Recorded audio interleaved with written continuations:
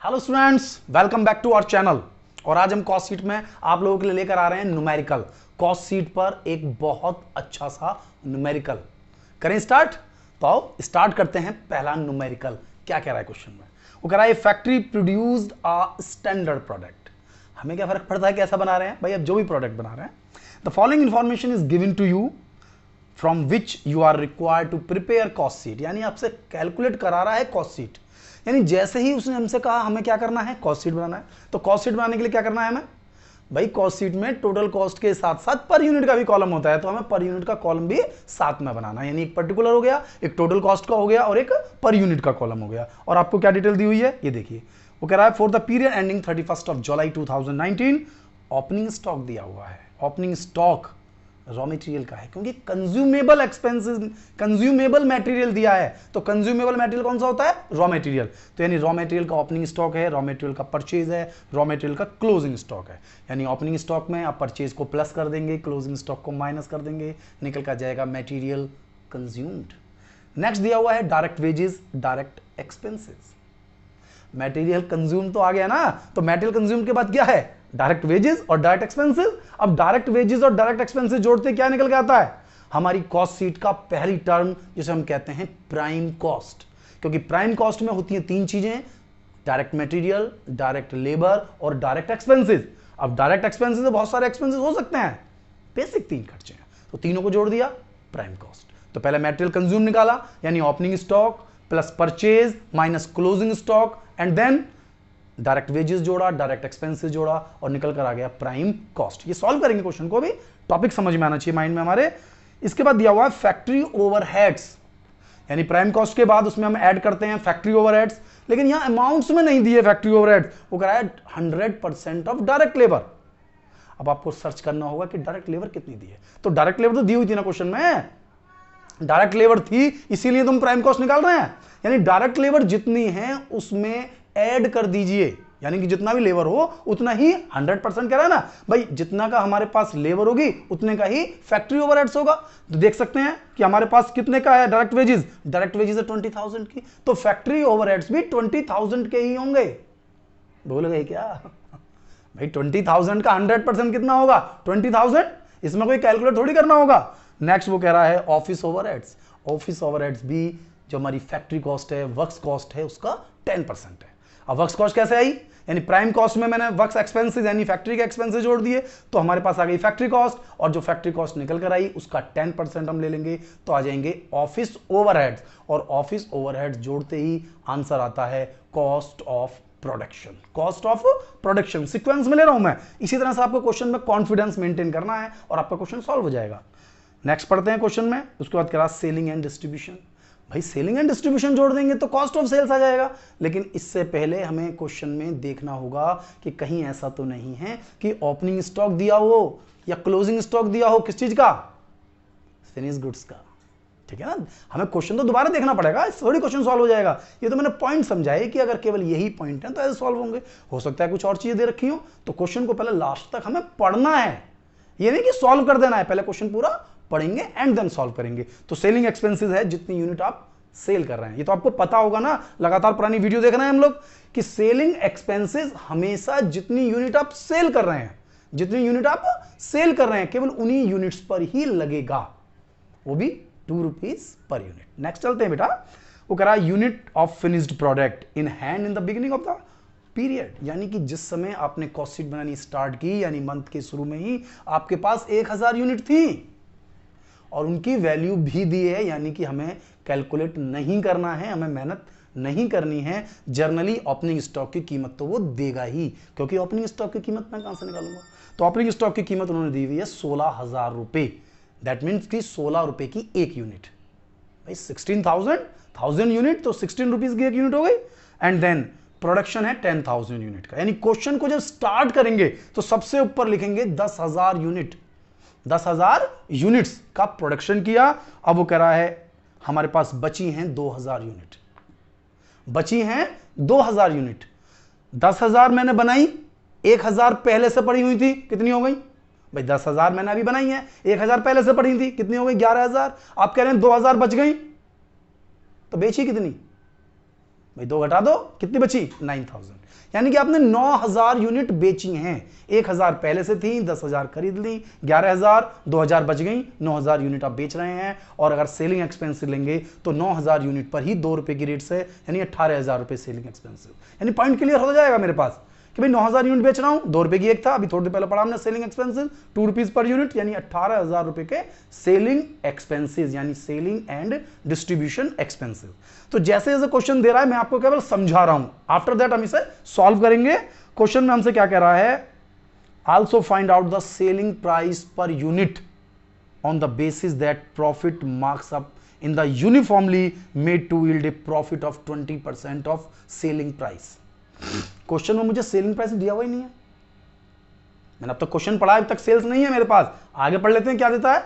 वो selling price का 20% profit चाहता है और वो कहता है there is was no work in progress, यानी कि कोई वर्क इन प्रोग्रेस नहीं है। रॉ मटेरियल का ओपनिंग और क्लोजिंग स्टॉक स्टार्ट में हो गया, WIP है ही नहीं, closing stock cost of production के बाद एडजस्ट हो जाएगा और आपको ये पीरियड निकालना है, यानी कि either in the beginning of, मतलब WIP तो है ही नहीं।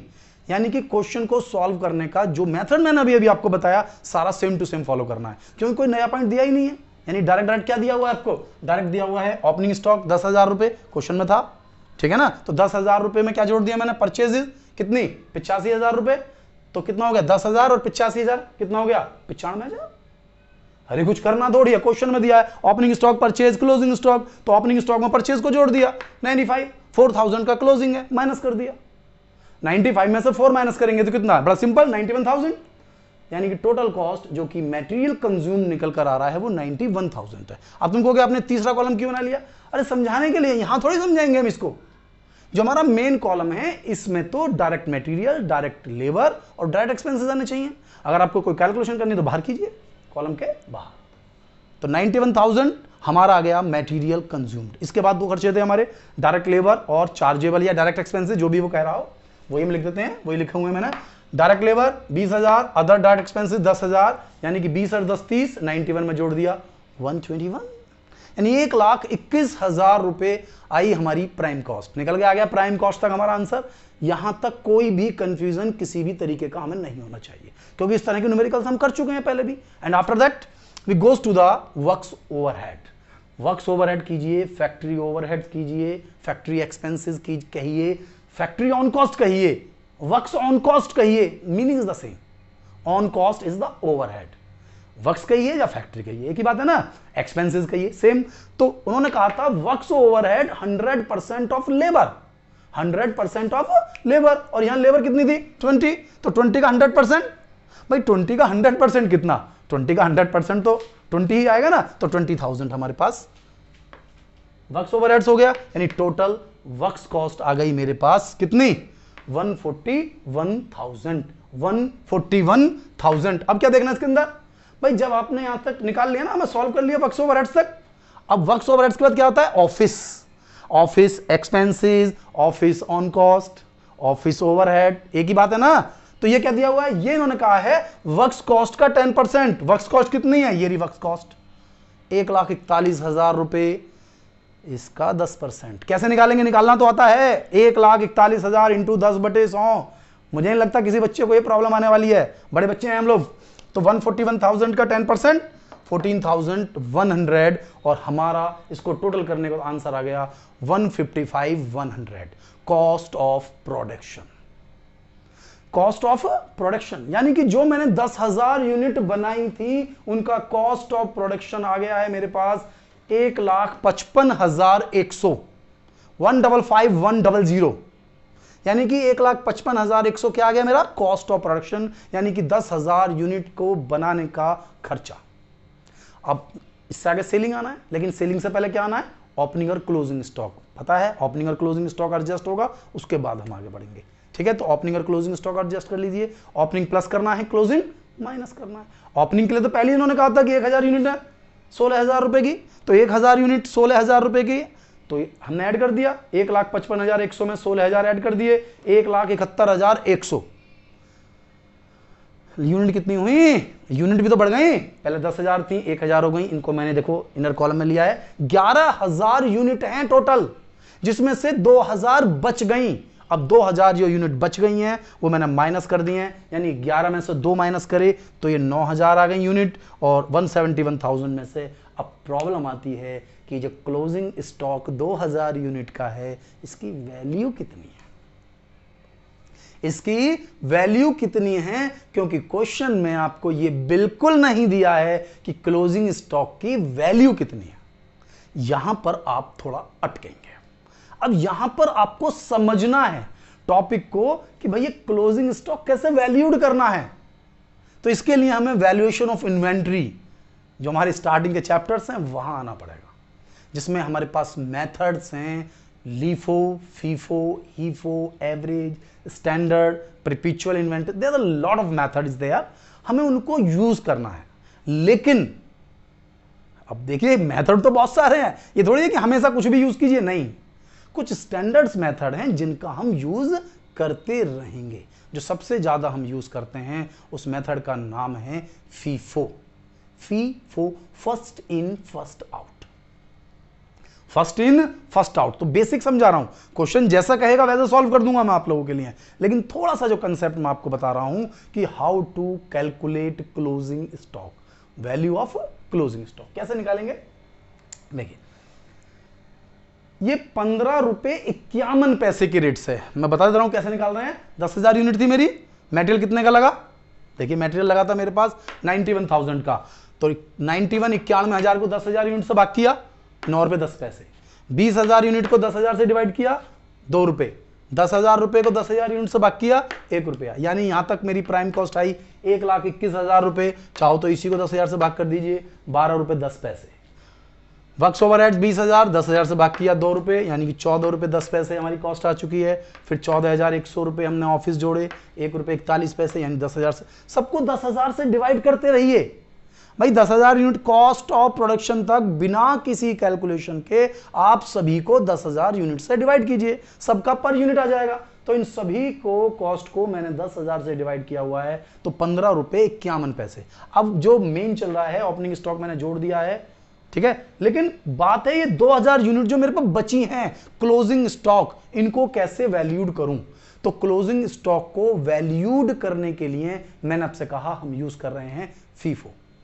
नहीं कुछ देता है तो हम फीफो का यूज करते हैं, नहीं कुछ देता है तो फीफो का। तो उसका मतलब होता है फर्स्ट इन फर्स्ट आउट, यानी कि जो गुड्स पहले था सबसे पहले वो बना है, सबसे पहले वो बना है, यानी कि जो माल बचेगा, यानी कि जो सबसे पहले बना वही सबसे पहले बिकेगा, यानी कि जो माल बचा हुआ है वो हमेशा लेटेस्ट माल है।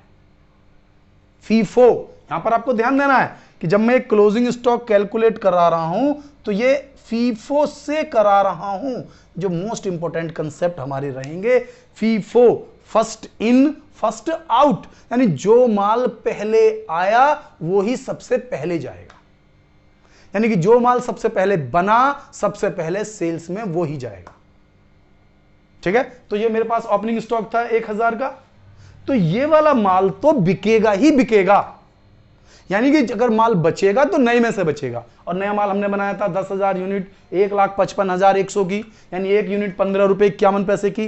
तो क्लोजिंग स्टॉक जो 2000 यूनिट हैं वो 15 रुपए 51 पैसे से ही वैल्यूड होंगी, ठीक है ना, 15 रुपीज एंड 51 पैसा, यानी इसी अमाउंट से कैलकुलेट होगा हमारा क्लोजिंग स्टॉक। यदि क्वेश्चन में इसके खिलाफ कुछ भी नहीं कहा है, क्वेश्चन में मैं कहीं मेंशन नहीं है कौन सा मेथड यूज करना है, तो फीफो करना है। ठीक है बेटा, तो फीफो का मतलब बता दिया मैंने कि जो गुड्स, यानी कि क्लोजिंग स्टॉक के लिए सीधा माइंड लगे, सीधा closing stock. Closing stock is always valued at the new cost. तो न्यू कॉस्ट है 15 रुपीज 51 पैसे, तो 2000 यूनिट मैंने मल्टीप्लाई करी तो आए 31,020 रुपए, 31,020 रुपए, यानी कि टोटल में से 31,020 रुपए घटा दिए तो मेरी कॉस्ट आ गई 1,40,080 रुपए, 1,40,080। भाई माइनस ही तो करना है, माइनस तो कर लेंगे ना। ये देखो 100 में से 20 गया 80, 1 में से 1 0, 7 में से 3 4 और 1 का 1 है ही है, तो क्या निकल के आ गया मेरा भाई ओपनिंग स्टॉक क्लोजिंग स्टॉक पूरा करते क्या निकल के आता है, cost of good sold, cost of good sold. और कितनी यूनिट, 9,000, क्योंकि 9 ही बेच रहा हूं। एक थी और 10 बनाई, 11 हो गई, 2 बच गई, तो 9 बेच रहा हूं। 9,000 यूनिट, 15 रुपए 56 पैसे की एक यूनिट आ रही है मेरी। अब यहां से जो डिवाइड करेंगे वो आप 9,000 यूनिट से डिवाइड करेंगे, यानी यहां के बाद कोई भी कैलकुलेशन होगी तो वो 9,000 से ही होगी। आप सेलिंग एक्सपेंस लेंगे तो 9,000 की, आप सेल्स लेंगे तो भी 9,000 का, प्रॉफिट है तो भी 9,000 का, यानी कोई भी कैलकुलेशन करेंगे तो वो जो माल मैं बेच रहा हूं केवल उतनी यूनिट। तो इसको 9,000 से डिवाइड किया, 15 रुपए 56 पैसे, ठीक है। और इसके बाद सेलिंग ओवरहेड्स, मैं लगातार बप से कह रहा हूं 2 रुपए पर यूनिट है, तो 9,000 यूनिट के हो गए 18,000 रुपए, यानी 1,58,080 रुपए हुई मेरी total cost of sales. Cost of sales समझ रहे हैं ना भाई? कॉस्ट ऑफ सेल्स यानी इसमें सेलिंग एक्सपेंसेस, डिस्ट्रीब्यूशन एक्सपेंसेस सभी को इंक्लूड कर लिया गया है। Total cost, it's called total cost of sales, यानी कि टोटल लागत, यानी कि 9,000 यूनिट को बनाने की लागत है 1,58,080 रुपए, यानी कि 17 रुपए 56 पैसे की एक यूनिट। 17 रुपए 56 पैसे की एक यूनिट। और क्वेश्चन में मुझे दी हुई है सेल्स, सेल्स नहीं दी हुई है क्वेश्चन नहीं पढ़ा हमने, पढ़ा था ना क्वेश्चन में, सेल्स तो दी ही नहीं। क्वेश्चन में उन्होंने हमसे कहा था कि प्रॉफिट 20% है सेल्स का, और क्वेश्चन में यही आकर उसने मुझे फंसा दिया। भाई क्वेश्चन में उसने मुझे कॉस्ट ही तो दिया है जो मैंने कैलकुलेट कर लिया, सेल्स तो मुझ पे है ही नहीं, मैं सेल्स का 20% कैसे निकालूंगा? मैं सेल्स का 20% कैसे निकालूंगा? ये तो मेरे पास है ही नहीं। तो अब या तो इसको एक नई नई कैलकुलेशन से पढ़ लीजिए, ये एक सिंपल सा वे है उससे आप पढ़ लीजिए। तो मैं आपको डिफरेंट तरीकों से बताता हूं कि कैसे करेंगे। अब यहां पर आकर प्रॉफिट में वो हमें रुला देता है, हमारे जो इतने मार्क्स का क्वेश्चन है यहां से मार्क्स को वो कटवा देता है, क्योंकि बच्चे लर्न कर लेते हैं। और बेटा मैंने आपसे लगातार कह रहा हूं, कोस्टिंग में आप हर चीज लर्न नहीं कर सकते हैं। इस पॉइंट को अगर आपने नहीं समझा तो ये आपको बार बार फंसाएगा। ऐसी कोई क्लास नहीं रही आपकी जहां ये पॉइंट नहीं था, हर बार आया है। लेकिन कुछ बच्चे जो ब्रिलियंट रहे हैं, जिनका मन हमेशा इच्छा रही है कि मुझे सीखना है, वो सीख गए, बाकी लर्न करके पीछा छोड़ा के चल दिए। तो पीछा नहीं छोड़ाना है, हमें समझना है क्या दिया हुआ है कि 1,58,000, ध्यान से देखना, 1,58,080 रुपए मुझे टोटल कॉस्ट दी हुई है, सेल्स नहीं दी हुई। और प्रॉफिट सेल्स का 20% है और सेल्स मुझे पता नहीं है, तो मैं कैसे निकालूं? तो इन दो अमाउंट, यानी कि ये दो अमाउंट मुझे कैलकुलेट करनी है। और अगर सेल्स आ गई तो इसका 20% निकाल दूंगा, 1 मिनट का आंसर है। अगर मेरे पास सेल्स हो तो क्या करूंगा, इसका 20% निकालूंगा, प्रॉफिट आ जाएगा। और प्रॉफिट आ जाए तब भी प्रॉब्लम नहीं है भाई, प्रॉफिट आ जाए तो कॉस्ट में जोड़ दूंगा, सेल्स आ जाएगी। हाँ भाई ठीक है ना, कि भाई कॉस्ट है, प्रॉफिट दे दो, जोड़ दूंगा, सेल्स आ जाएगी। या फिर मुझे सेल्स दे दो, उसका 20% निकाल दूंगा, प्रॉफिट आ जाएगा। तो पॉइंट समझ में आ गया ना कि यदि सेल्स 100 रुपए है तो उसमें 20 प्रॉफिट है और 80 कॉस्ट है। ये बताइए कि ये आपको समझ में आ रहा है या नहीं आ रहा है? ये समझने का पॉइंट है कि यदि 100 रुपए का बेचता हूं तो 20% प्रॉफिट है, यानी 20 रुपए तो उसके अंदर प्रॉफिट ही है, तो कॉस्ट कितनी है? 80 रुपए। कॉस्ट कितनी है? 80 रुपए। तो यदि कॉस्ट 80 रुपए है तो प्रॉफिट कितना है? 20 रुपए। निकालो ना भाई, कॉस्ट कितनी है? 80 रुपए, तो प्रॉफिट कितना है? 20 रुपए। तो यदि कॉस्ट 1,58,080 रुपए है तो प्रॉफिट कितना है? फिर मेहनत कीजिए कि आपको यहां क्या दिया हुआ है। आपको यहां कॉस्ट दी हुई है, तो जो हमने लेट किया है उस अमाउंट से इसको डिवाइड कीजिए और जो आपको निकालना है उसकी मल्टीप्लाई कीजिए। हमेशा जो भी आप लेट कर रहे हैं वो देखिए कि आपके पास जो अमाउंट है उसका कौन सा वाला हिस्सा है, सेल्स, प्रॉफिट, कॉस्ट। तो कौन सा हिस्सा है मेरे पास? कॉस्ट। तो यहां पर कॉस्ट वाली अमाउंट कौन सी है? 80, उससे डिवाइड कर दीजिए और जो आप कैलकुलेट करना चाहते हैं उसकी मल्टीप्लाई कर दीजिए। अगर आप कॉस्ट निकालना चाहते हैं, मतलब कॉस्ट तो मेरे पास है ही है, अगर आप सेल्स निकालना चाहते हैं तो 20 की जगह 100 की मल्टीप्लाई कर दीजिए। 100 की मल्टीप्लाई करेंगे तो सीधा 197,600, 1,97,600 रुपए सीधा आंसर आ जाएगा आपका। 1,97,600 रुपए डायरेक्ट आंसर आएगा आपका। लेकिन यदि आप प्रॉफिट से मल्टीप्लाई करेंगे, 20 से मल्टीप्लाई करेंगे, तो आपका प्रॉफिट आएगा 39520। 39520। चला लीजिए कैलकुलेटर को, फटाफट समझ में आ जाएगा भाई। 24 जा 80 और 4 से डिवाइड कर दीजिए, 39520 और 39520 को जोड़ दीजिए, सेल्स आ गई। अब आपको पर यूनिट निकालना है तो सभी को 9,9000 से भाग कर दीजिए, आपका पर यूनिट भी वैल्यू कैलकुलेट हो जाएगी। यानी कॉस्ट शीट टिपिकल नहीं है, लेकिन अंडरस्टैंड करनी पड़ेगी। आप इसे लर्न करने की कोशिश करेंगे, आप इससे दूर होते चले जाएंगे। परफॉर्मर लर्न कीजिए, परफॉर्मर लर्न करने के लिए है, लेकिन एक एक पॉइंट को आपको समझना है बेटा। हो गया? तो ये टॉपिक, अगर ये क्वेश्चन अच्छी तरह से अगर आपको समझ में आ चुका है, तो फिर हम एक क्वेश्चन और ले लेते हैं, जिसके थ्रू हमें कॉस्टिंग पूरी तरह समझ में आ जाए। ठीक है बेटा, एक और क्वेश्चन ले लेते हैं। इससे पिछले क्वेश्चन में मैंने आपको फीफो के थ्रू क्लोजिंग स्टॉक समझाया, FIFO first in first out. तो एक न्यूमेरिकल मैं अब ले रहा हूं ऐसा, जिसमें लीफो के थ्रू कैलकुलेट कर रहा हूं, यानी कि उससे मेरा फीफो भी क्लियर हो जाएगा, लीफो भी क्लियर हो जाएगा और क्वेश्चन का कंसेप्ट भी क्लियर हो जाएगा। तो स्टार्ट करते हैं क्वेश्चन को। क्या कह रहा है? The following figure for the month of April were extracted from the record of a factory. एक फैक्ट्री के रिकॉर्ड से ये इंफॉर्मेशन बाहर आई है। कहता है opening stock of finish goods. ध्यान देना, opening stock of finish goods दिया हुआ है 45,000 का, और यूनिट भी दी हुई है 5,000। यानी कि मेरे पास 5,000 यूनिट के स्टार्टिंग में ही है, जिनकी कीमत 45,000 रुपए है। नेक्स्ट वो कह रहा है परचेज ऑफ रॉ मटेरियल 257,100 का आपने रॉ मटेरियल परचेज किया है। ठीक है। इसके बाद डायरेक्ट वेजेस आपके पास है 1,05,000 रुपए। फैक्ट्री ओवरहेड्स इस क्वेश्चन में भी आपको इसी तरीके से दिया हुआ है, 100% ऑफ डायरेक्ट लेबर। तो लेबर कितनी थी अभी अभी हमने पढ़ी 1,05,000। दैट मींस की फैक्ट्री ओवरहेड्स भी 100% यानी कि 1,05,000 होंगे। इसके बाद administrative overheads 1 rupees per unit. कितनी यूनिट बना रहे हैं आप? जितनी भी यूनिट बना रहे हैं। ध्यान देना, बेचने में और बनाने में एडमिनिस्ट्रेटिव ओवरहेड्स बनाने के हिसाब से जितना आपने प्रोडक्शन किया, और सेलिंग एक्सपेंसेस जितनी यूनिट आपने सेल की 1 रुपीज पर यूनिट है। सेलिंग 10% ऑफ सेल्स, जितनी भी आपके पास सेल्स होगी उसका 10%। क्वेश्चन में फंसा दिया। अब ये नहीं कह रहा कि वो किसका, वो कह रहा जितनी सेल्स होगी, तो यानी कि मुझे सेल्स की रिक्वायरमेंट है, सेल्स चाहिए मुझे। नेक्स्ट देखते हैं। इसके बाद वो कह रहा है closing stock of finish goods 10,000 unit है।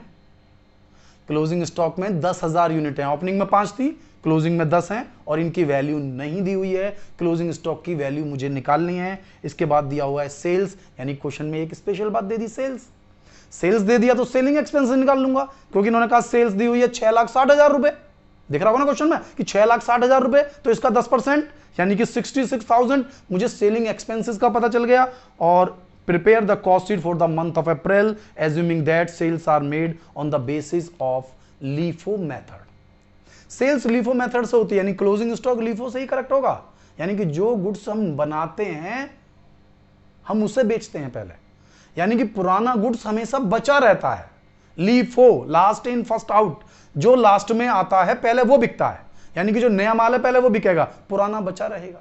जबकि फीफो में फर्स्ट इन फर्स्ट आउट, जो पहले है पहले वो बिकेगा, यानी कि नया माल हमेशा बचा रहेगा। तो फिलहाल मैं लीफो की बात कर रहा हूं, तो हमेशा पुराना माल बचा हुआ होगा मेरे पास, और क्वेश्चन में कुछ और नहीं दिया हुआ है। यानी क्वेश्चन की स्टार्टिंग में ओपनिंग स्टॉक था, परचेज ऑफ रॉ मटेरियल, ना तो रॉ मटेरियल का ओपनिंग स्टॉक है ना क्लोजिंग स्टॉक है, यानी कि सारा मटेरियल ही है, सारा कंज्यूम हो गया। यानी कि मटेरियल दे दिया, वेजेस दे दिया, दोनों को जोड़ दीजिए, प्राइम कॉस्ट आ गई। देखते हैं क्वेश्चन में, तो रॉ मटेरियल दिया हुआ है, डायरेक्ट वेजेस भी है, दोनों को मैंने ऐड कर दिया, प्राइम कॉस्ट आ गई। भाई यहां तक तो कंफ्यूजन है ही नहीं कि भाई प्राइम कॉस्ट आ गई 3,62,100। अब वो कह रहा है factory overheads 100% of labour. Labour कितनी थी? लेबर थी मेरी 1,05,000 रुपए। कैलकुलेट थोड़ी करनी है, 1,05,000 डायरेक्ट लिख दिया, तो 1,05,000 डायरेक्ट लिख दिया, तो हमारा पास क्या निकल के आ गया? Works cost. तो यहां तक तो क्वेश्चन में कुछ है ही नहीं, यानी कि 6,67,100 रुपए मेरे पास आ गए वर्क्स कॉस्ट। और मेरे पास जो प्रोडक्शन है वो हमें कैलकुलेट करना होगा, क्योंकि उन्होंने मुझसे कहा सेल्स है 45,000 यूनिट की। सेल्स कितनी की है? 45,000 यूनिट की। अब देखिए 5,000 यूनिट पहले पड़ी हुई थी, 5,000 पड़ी हुई थी, 45,000 आपने बेच दी, और उसके बाद भी 40 बची हुई है। तो 45 बेच दी, 10 बच रही है, यानी कि 45 और 10 बच रही हैं, यानी कि आपके पास 55,000 5 ओपनिंग में थी, यानी कि आपने टोटल बनाई 50,000 यूनिट। नहीं भाई 45 तो बेच दिए और 10 अब भी बच रही है, तो 55 होनी चाहिए ना, लेकिन 5 तो पहले से थी, तो बनाई कितनी? 50 बनाई, 5 पहले से थी, 55, 10 बच गई, 45 बेच दी। तो 50,000 यूनिट पर 1 रुपीज की रेट से एडमिनिस्ट्रेटिव एक्सपेंसेस किस रेट से था? ₹1, तो 50,000 रुपए का हो गया मेरे पास एडमिनिस्ट्रेटिव एक्सपेंसेस। नेक्स्ट चलेंगे हम, हमें दिया हुआ है selling and distribution overheads 10% of sales, तो जो सेल्स 6,60,000 रुपए है, इसका 10% हम डायरेक्ट लिख सकते हैं 66,000 रुपए। 6,60,000 10% सेलिंग एक्सपेंसेस 66,000 रुपए, यानी कि इसमें कोई प्रॉब्लम नहीं है। प्रॉब्लम कहां है कि कॉस्ट ऑफ प्रोडक्शन आ गया 50,000 यूनिट, तो मैं सबको 50,000 यूनिट से डिवाइड कर देता हूं, तो यहां तक कॉस्ट निकल जाएगी। ओपनिंग स्टॉक भी प्लस कर दूंगा, उसकी कीमत मुझे दे रखी है 45,000 रुपए, 9 रुपए की रेट से निकल गया। अब समस्या है क्लोजिंग स्टॉक की, समस्या है क्लोजिंग स्टॉक की कि क्लोजिंग स्टॉक कैसे कैलकुलेट करूं। लीफो है, तो अब मुझे समझना होगा, यहां देखिए ध्यान करके क्वेश्चन में, कॉस्ट ऑफ प्रोडक्शन आ गया 5,17,110 रुपए 34 पैसे का रेट, 50,000 यूनिट मैंने बनाई, ठीक है। 5,000 यूनिट रॉ में ओपनिंग स्टॉक है मेरे पास, रॉ मटेरियल का नहीं फिनिश का, जो कि 45,000 रुपए का है, 9 रुपए की रेट से है, बहुत अच्छी बात। 5,62,100। अब मुझे जो देखना है कि मेरे पास स्टॉक कौन सा बचा पड़ा है। मैंने आपसे कहा लीफो, यानी कि ये जो क्लोजिंग स्टॉक है मैं किससे ले रहा हूं? लीफो। तो लीफो का मतलब लास्ट इन फर्स्ट आउट, यानी कि जो लास्ट में आया पहले वो बिका है, यानी क्लोजिंग स्टॉक में वो माल होगा जो पहले से ही पड़ा है। अब पहले से ही तो कुल 5,000 यूनिट है, पहले से कितनी यूनिट है? 5,000, यानी कि लीफो से जो मैं क्लोजिंग स्टॉक निकालूंगा उसमें 5,000 यूनिट तो बिल्कुल ओपनिंग स्टॉक वाली होंगी और 5,000 नई माल की होंगी, क्योंकि हम तो पुराना रखते हैं ना, तो नए का भी मतलब यह है कि उस सीक्वेंस में आ रहा है माल। तो सबसे पहले तो ओपनिंग, फिर उसके बाद का, उसके बाद के माल की कीमत है 10 रुपए 22 पैसे, सॉरी 10 रुपए 34 पैसे, और पहले वाले माल की कीमत है 9 रुपए। तो 5,000 यूनिट लूंगा मैं 9 रुपए की रेट से, और 5,000 यूनिट लूंगा मैं 10 रुपए 34 पैसे की रेट से। अब ये आपको यहां ध्यान देना है, बिल्कुल पॉइंट टू पॉइंट की क्वेश्चन को कैसे सॉल्व किया। अगर ये फीफो होता तो पूरी 10 की 10,000 यूनिट मैं लेता नया माल, जो कि 10 रुपए 34 पैसे की रेट पर है। 10 रुपए 34 पैसे, 10 रुपीज एंड 34 पैसे की रेट से पूरी 10,000 यूनिट लेता यदि ये फीफो होता, यानी नया माल बचा हुआ है। लेकिन लीफो में हमेशा पुराना माल बचा हुआ होता है, और पुराने माल में केवल 5,000 यूनिट है, बाकी तो सब नया है। तो 10,000 यूनिट बची हैं, तो 5 बिल्कुल पुरानी और 5 नए वाले में से। तो 5,000 पुरानी वाली तो वो 9 रुपए की रेट से हैं, और जो बिल्कुल नया माल बनाया है वो 10 रुपए 34 पैसे की रेट से। तो 5,000 इंटू 10 रुपए 34 पैसे, 5,000 इंटू 9, तो 5 नहीं 45,000 रुपए, और इसकी मल्टीप्लाई करके जोड़ दीजिए 96,700। अभी आपको मेहनत करनी है, जब तक आप बहुत अच्छे तरीके से क्वेश्चन को प्रिपेयर नहीं करेंगे आप कॉस्ट शीट को नहीं बना पाएंगे।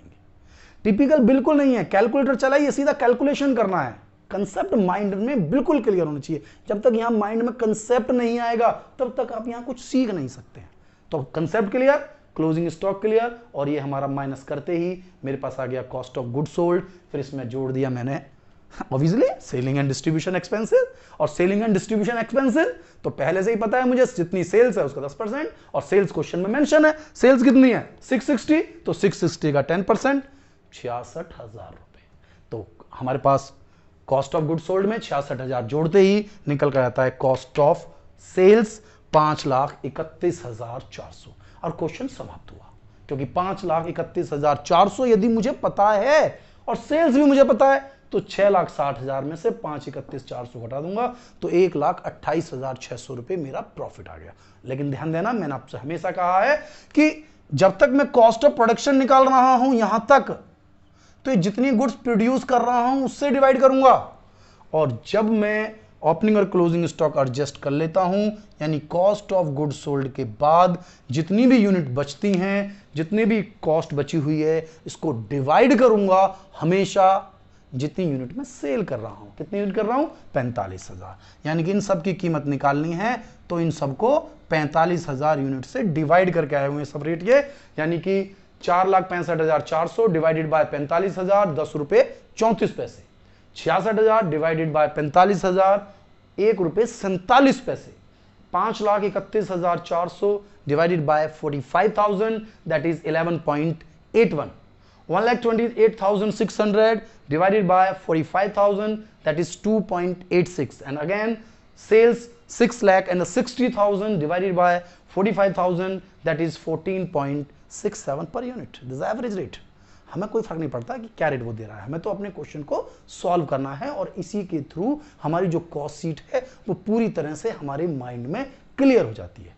तो क्वेश्चन का एक एक पॉइंट मैंने इन्वॉल्व किया है। तो आप बताइए आपको ये मेरी वीडियो कैसी लगी। यदि मेरी वीडियो आपको पसंद आई हो तो वीडियो को लाइक करें, चैनल को सब्सक्राइब करें, और जो बहुत जरूरी चीज़ है कि जो बेल आइकॉन है, अगर आपने अब तक प्रेस नहीं किया है तो बेल आइकॉन को प्रेस करें, जिससे कि मेरी जो लेटेस्ट वीडियोस हैं वो आपको लगातार मिलती रहे। Thank you. मिलता हूं एक बहुत अच्छे कंटेंट के साथ नेक्स्ट वीडियो में।